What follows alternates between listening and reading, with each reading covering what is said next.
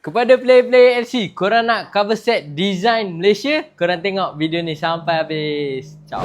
Okay guys, kepada player-player LC V4 sampai V7, hari ni kita ada combo design Malaysia untuk korang. Korang akan dapat apa? Ni, cover set, batik gold, stiker dah siap tanam, dah siap clear 2K, fitting dia memang cun-cun. Saya bagi dengan korang sekali lampu zipat original, baru lawa. Item seterusnya, kita bagi hot item dekat kedai kita. Kita bagi inner hitam kilat diamond, original Asian Y. Korang akan dapat A to Z, ekor belakang, cover rantai, cover exhaust, full set untuk korang.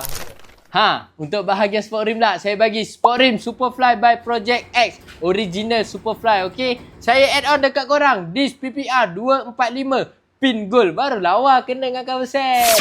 So, untuk barang suspension pula, kita bagi apa? Kita bagi fork Espada cutting standard dah lower 1.5 inci, baru lawa motor korang. Saya bagi sekali dengan mono 205 Dyno Pro warna kuning. Saya add on dengan korang lampu cacing warna putih, baru lawa.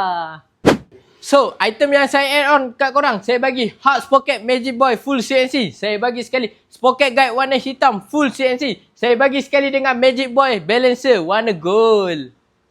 Motor dah lawa, takkanlah brake system standard. Ni, saya bagi caliper P9 warna hitam depan 4 port. Saya bagi kat korang. Saya bagi sekali dengan Master Pump Race Boy 14mm. Saya bagi sekali dengan hose RSB warna kuning.